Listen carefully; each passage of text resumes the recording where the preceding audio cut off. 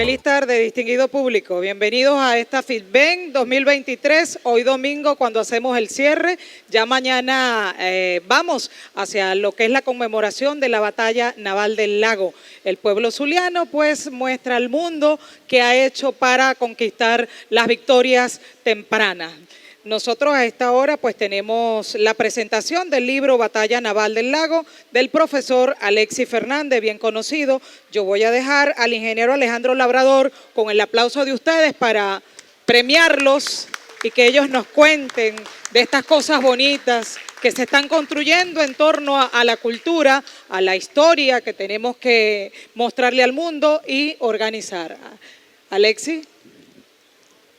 Alejandro. Muchas gracias. Tengan buenas tardes todos.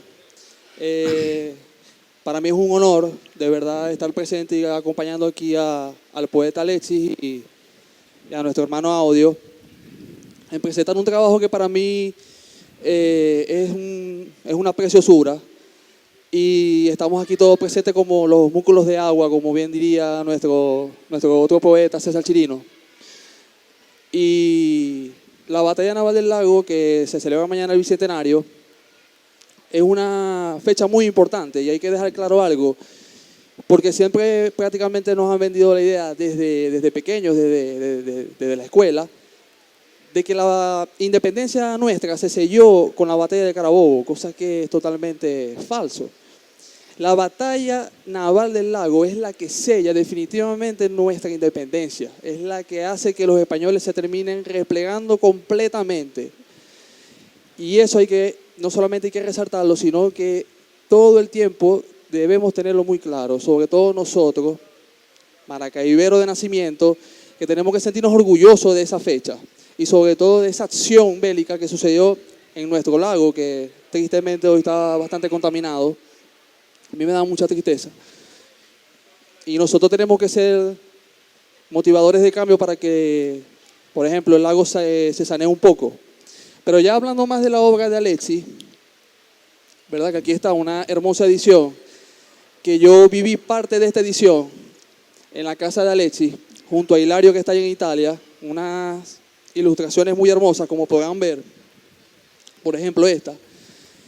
Y fue un trabajo titánico lo que ellos hicieron aquí, porque trabajar a distancia es un trabajo verdaderamente difícil, muy difícil, y ellos lo lograron y empalmaron esta belleza de novela, porque para mí este libro, más allá que cuenta una historia, la técnica, lo que utilizó Alexis para narrar esta epopeya fue de una versatilidad hermosa, porque siempre hemos estado plagados de los libros de historia que hablan de la batalla naval, pero aquí Alexis le dio un enfoque completamente hermoso, completamente épico, usando su ars narrativa, su ars poética, y nos narró la batalla del lago desde los nuestros, desde la gente de a pie, desde las mujeres de orilla, desde los campesinos, desde los piragüeros que fueron importantes a la hora de construir las embarcaciones que ayudaron a la de Padilla y a la de Manrique en el lago a la hora de la batalla, que son una historia un poco olvidada y aquí Alexis la está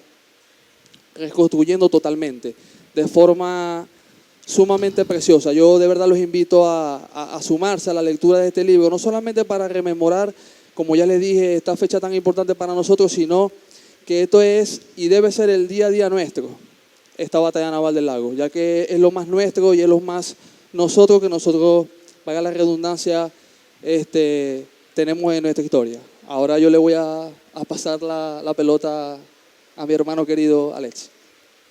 Bien, gracias Alejandro por esa interpretación que se afinca bastante en la construcción de la narrativa que asiste a este trabajo. Y yo debo aclarar, yo aprendí muy joven, desde muy niño, por los abuelos y por mi madre luego, que una sola golondrina no hacía verano. Yo sin la ayuda de los amigos, fotógrafos, Audio Cepeda, por ejemplo, Carmelo Raidán, por ejemplo, Evelyn Canaán, los pintores, los artistas, Ender Cepeda, mi hermano de todos los días, Ángel Peña, con quien estudiamos primaria en Santa Bárbara de Zulia, en San Carlos de Zulia, allá, al sur, en el sur del lago. De ahí venimos, imantados del relámpago del Catatumbo. Venimos surcando una embarcación, como yo le decía a Alejandro, que no cede, que no cesa, que esa embarcación sigue navegando en nuestra memoria. Y debe seguir navegando Y siempre. debe seguir navegando. Ángel Peña, como ya les dije, Ender Cepeda, Luis Cuevas, un artista excepcional nuestro, tiene una simbología maravillosa. Se acaba de inaugurar ahorita una exposición intitulada Lago, Lienzo y Libertad en el Canlia Bermúdez. Un público apoteósico, un público total, que repletó y rellenó aquella instancia donde se exhibía esa exposición. Cuando hay un interés, cuando hay una voluntad política, se logra. Y fue la Dirección de Cultura de Luz, y lo reconozco, donde se hizo una excelente labor. Se empleó como referencia el lienzo de Curubinda. Curubinda es Regulo Díaz Semprún, quien fue nuestro principal cronista. Él pintó esta obra el 25 de mayo de 1930. Recuerden que él había nacido ahí en la calle Ciencias, en una casita muy humilde, en 1905. A la par tenía entonces José Serra, apenas 25 años el muchacho, y venía de ser alumno aventajado de Pucci Fonseca y de Julio Árraga, los pintores excepcionales de la época. Y él construyó esta grafía, esta gráfica,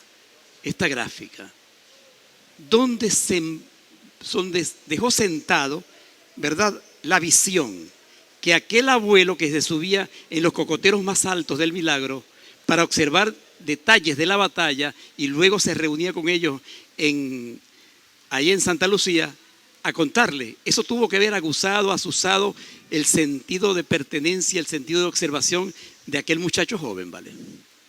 Que tenía que tener un abuelo de sección que se subiese a los cocoteros del Milagro para observar detalles de la batalla es un hecho trascendente.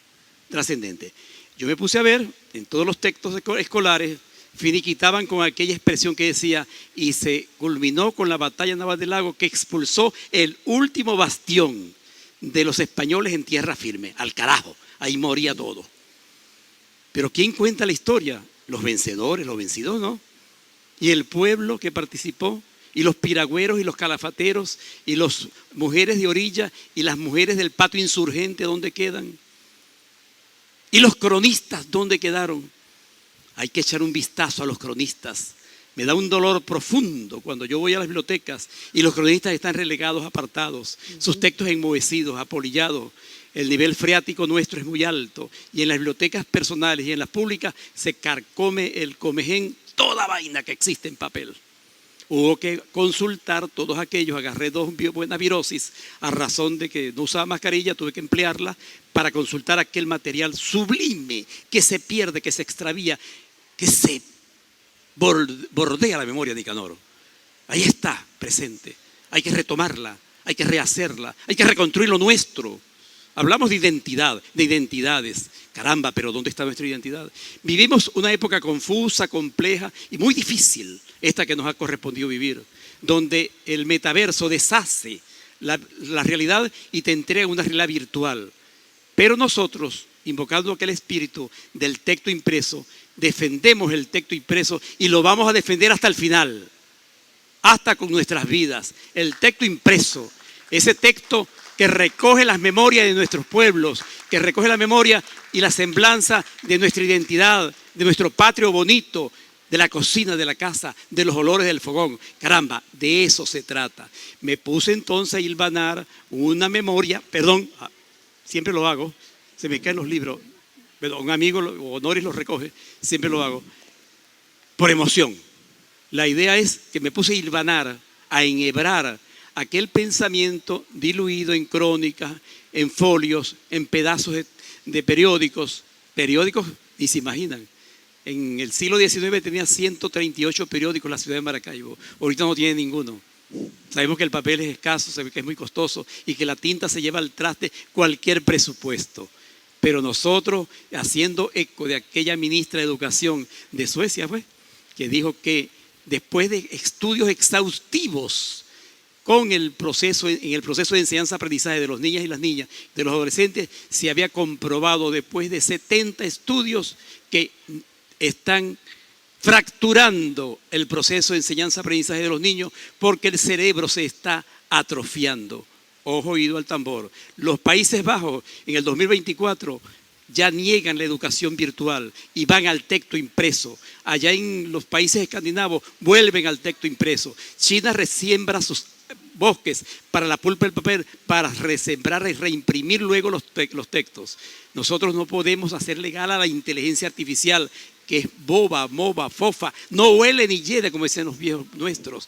Queremos que se palpe el sentido de qué, del tacto, el sentido del oído, el sentido de la oralidad, la que despierta las emociones, los sentimientos y los pensamientos, la que nos hace escribir, la que hace que la poesía vibre en nosotros y que el texto, cuando nos lo pongamos en la oreja, es como un caracol sofocando la parte interior nuestra, que es lo que despierta la poesía, la espiritualidad, la espiritualidad. Yo, puesto que escribo poesía, está Neida que es testiga y es comadre además, y está Rafito Godoy, nuestro compadre piragüero, patrón de piragua, navegantes sin par del sur del lago. Le dedico esta palabra con mucho afecto y cariño. Voy a leerles con su permiso 3 párrafos, si me lo permiten. ¿Les parece? Que pueda leer 3 párrafos de acá para instalarlos en el texto. Voy a leerles cuando el gran carajo regresa a tomar a Maracaibo el 22-27 de septiembre de 1822. Regresa y asalta y toma por asalto otra vez la cuenca del lago de Maracaibo. Les voy a narrar un poco cómo era esa ciudad, puerto de la época. ¿Me lo permiten, verdad?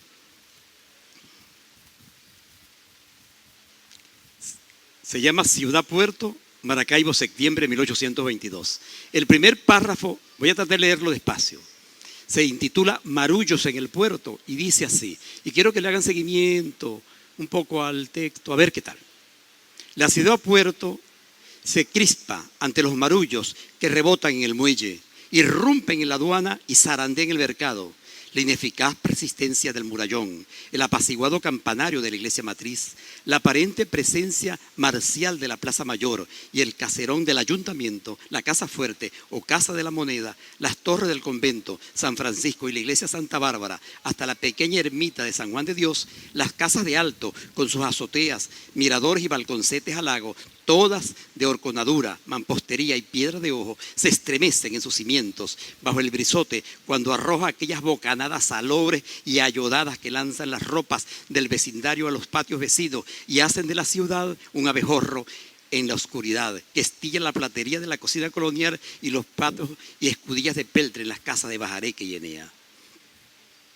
Son los alisios que soplan del noroeste, cuando no los vientos que arrasan del sur y que navegantes y pobladores llaman la virazón o el destructor por las epidemias que portan y meten esa quejumbre en el maderamen del puerto. Croan los maderos como miles de ranas incrustadas por el viento. Los cocoteros, juncos y manglares giran unos cuantos grados en su dirección, adhiriéndose febrilmente a sus riberas. Los buchones zigzaguean en su vuelo, desaparecen por instante, hacen resistencia y enceguecidos capean el temporal. La voz de escasos marineros que aún atan y desatan cabullería es ya inaudible. Desde el puerto, desde junio a diciembre, el brisote deshilacha las brisas en las embarcaciones, lanza a pique flecheras y pontones y levanta tejas, palmas y eneas en las casas aledañas, cegadas en el polvorín endemoniado de la tarde, arremolinado en las calles de arena, convertido en aquel descomunal moscardón que lanza bocanadas del aire salobre sobre la ciudad. ¿No está pasando lo mismo ahorita, acrecentado por el cambio climático? Y les leo otro párrafo, porque quiero que lean el texto. Me van a dejar su correo electrónico, sus teléfonos, Alejandro y yo, audio, nuestra querida Briceño, Magali Briceño, y el compañero que está allá en las cámaras llevando el monitoreo de todo esto. Le vamos a hacer llegar el texto a su WhatsApp, a su correo electrónico, para que lo puedan leer con la familia, para que lo puedan disfrutar. En verdad, como decía Alejandro, un texto bien impreso, mejor diseñado. Y un amigo dijo, coño, pues hay que decir que mejor escrito. Yo no digo eso. Yo no digo eso. Le voy a leer un párrafo, ¿verdad?, que tiene que ver con los periódicos de la época. Tomás Morales apenas tuvo unos meses acá, en la Última Avenida. Y creó este periódico, cuyo título le va a dar mucha risa a los periodistas que están presentes. Se llama, para mayores gracias, El Poste Español de Venezuela. Ese es el periódico que él creó. Y la imprimieron en la imprenta que habían dejado los patriotas. Les voy a leer un párrafo acá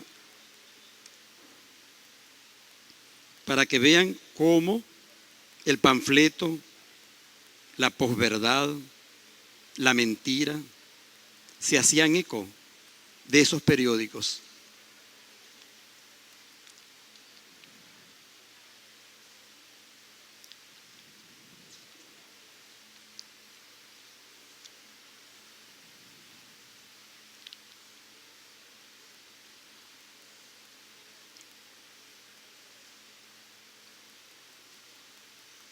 Aquellos periódicos que llamaban a Padilla, es un periódico de la época, dice uno de esos ediciones sueltas.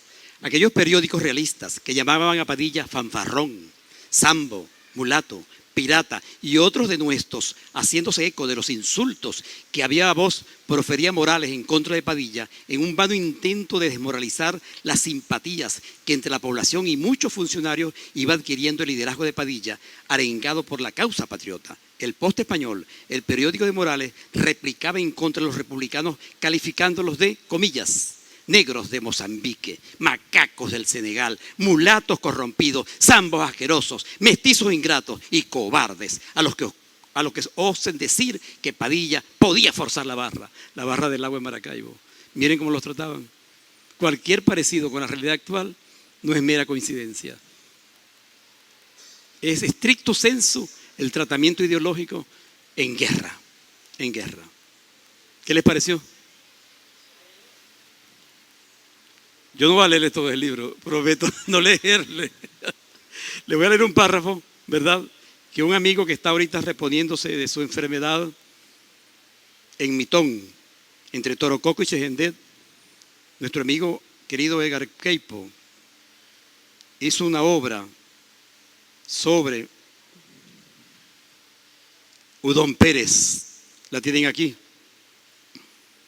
Recuerden que una de las heroínas, así como Domitila Flores, así como María de los Ángeles Matos en Gibraltar, así como Mercedes Alaña en Coro, habían sido fusiladas, flageladas, montadas en un burro y hostigadas hasta el desvanecimiento.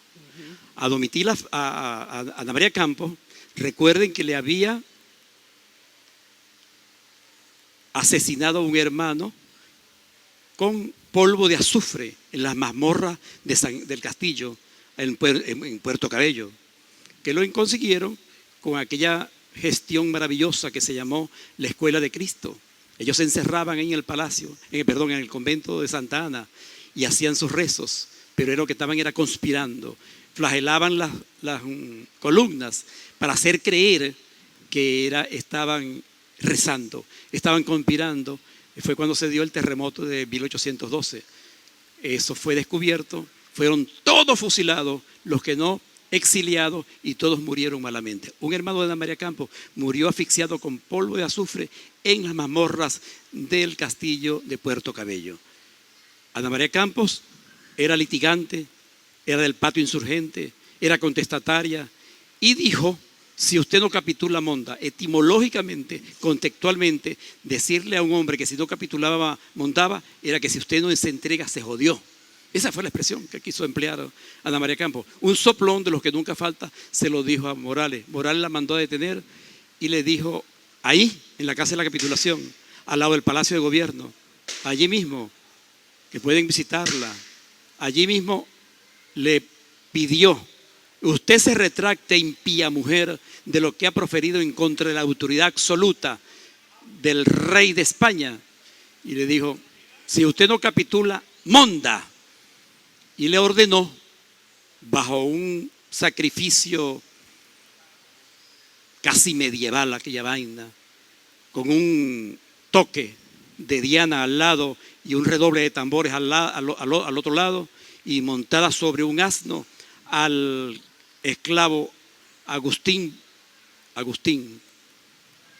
le dijo que le rasgara el corpiño, le rompió la blusa en la espalda y le mandó a azotar. El látigo para esa fecha tenía incorporar en la terminación incrustaciones de plomo, de hierro.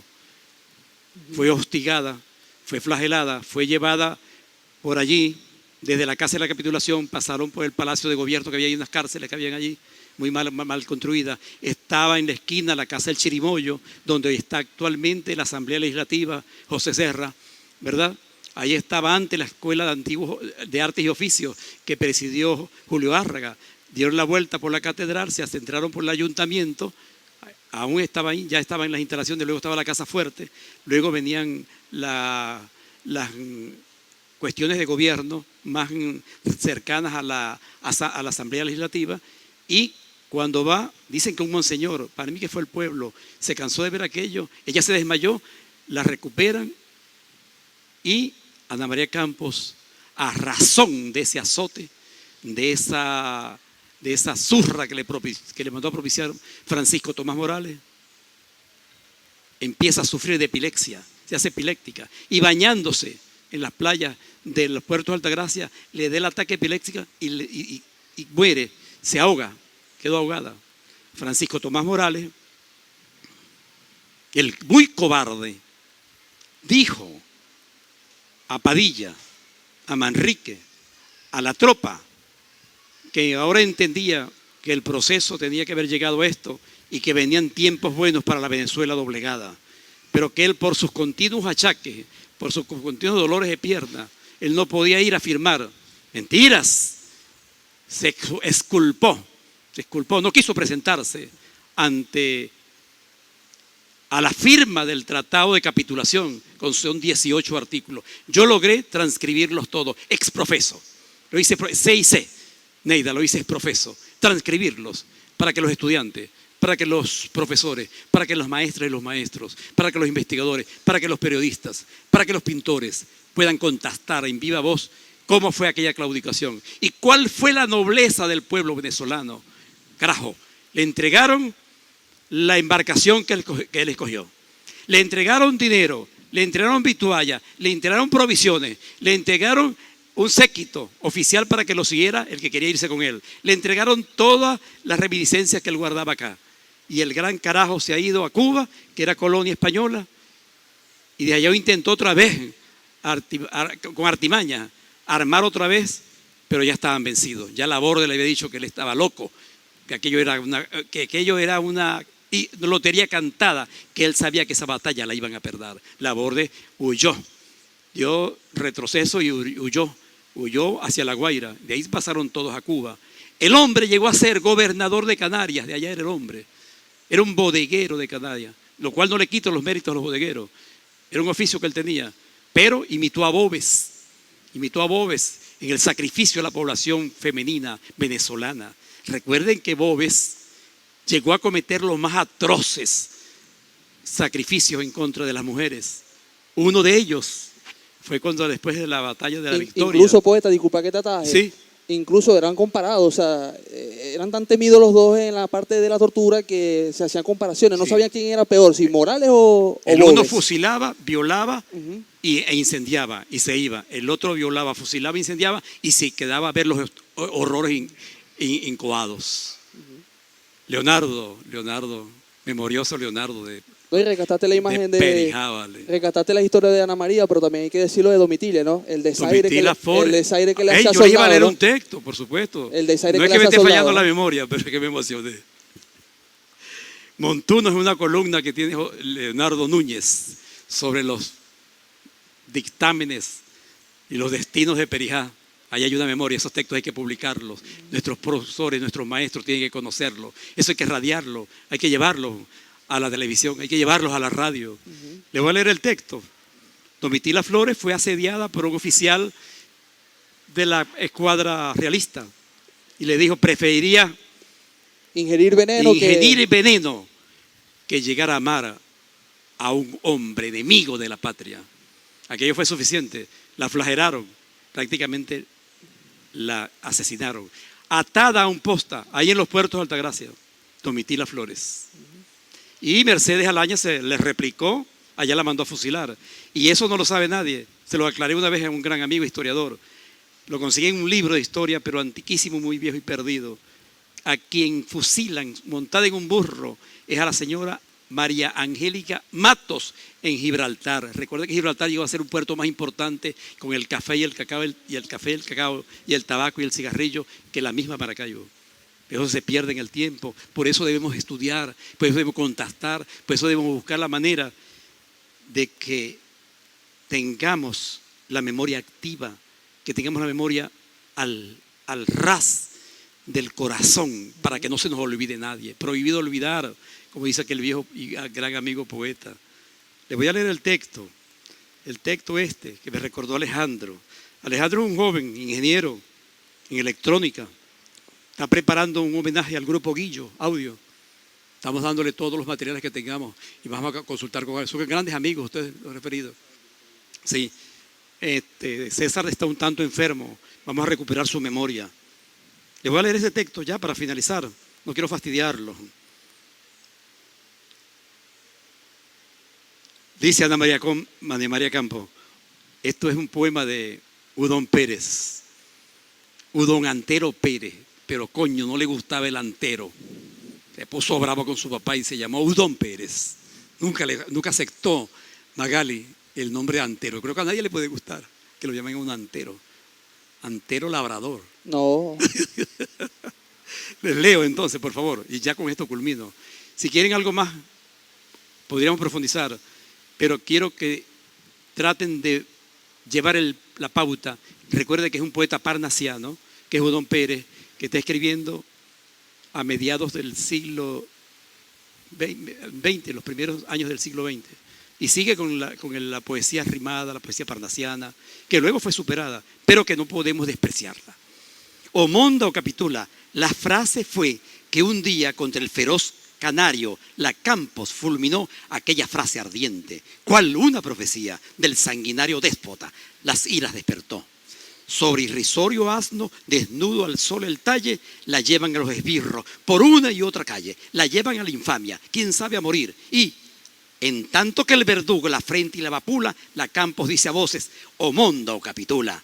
Y aquella frase heroica trasciende el porvenir. Para ustedes. Yo creo que está bien. A tiempo. A perfecto tiempo, lo tenía cronometrado, ¿no? Como buen profesor sabe hasta dónde llegan los tiempos. Yo pido que se levanten para que este público de la FITBEN 2023, que es nuestro público, profesores, estudiantes, gente de la cultura, de los medios, la gente que siempre anda buscando encontrar la verdadera historia, contar la verdadera historia. ¿Verdad que a Alejandro, mil gracias por estar acá? No, gracias a Audio, pues conocemos sus trabajos. Y al profesor yo tenía que decir que nació en Santa Bárbara en el año 1951, que es parte de las vivencias de Santa Bárbara, que estudió en la Universidad del Zulia, pero todos conocemos quién es Alexis Fernández, ¿verdad que sí? Entonces, bueno, que el mundo lo sepa, que es magíster, antropólogo de la División de Estudios para Graduados de la Facultad Experimental en el año 1996 hasta el 2000, presidente de APUS y Ciencia 1996 al 2002, actualmente un equipo de trabajo conformado por los universitarios escritores, presidente de la editorial Curubinda. El maestro una aclaratoria mínima. Curubinda, en lengua sánscrita, la antigua lengua sagrada de los brahmanes, significa piedra preciosa, rubí. Es la firmeza de la piedra, la durabilidad. Curubinda estaba leyendo una enciclopedia de la A a la Z. Y cuando vio Curubinda, ¡oh, qué palabra tan bella y hermosa! La voy a tomar para quedo. Una hija. Nunca tuvo familia y se llamó a sí mismo Curubinda como seudónimo. Bueno, con el aplauso de ustedes los despedimos. Mil gracias. Queda el trabajo registrado en la FITBEN 2023 Como parte de los aportes a la historia, mañana ya estamos allí en lo que es esta fecha importante para los venezolanos, donde se selló, para nosotros los zulianos, se selló allí la batalla que dignificó a nuestro pueblo y le dio las victorias perfectas a Venezuela. Gracias. Nos separamos de Gracias a vos. Muy hermoso, España. vale. El aplauso de Claudio, ustedes. Claudio, te tengo que decir, esto está alto,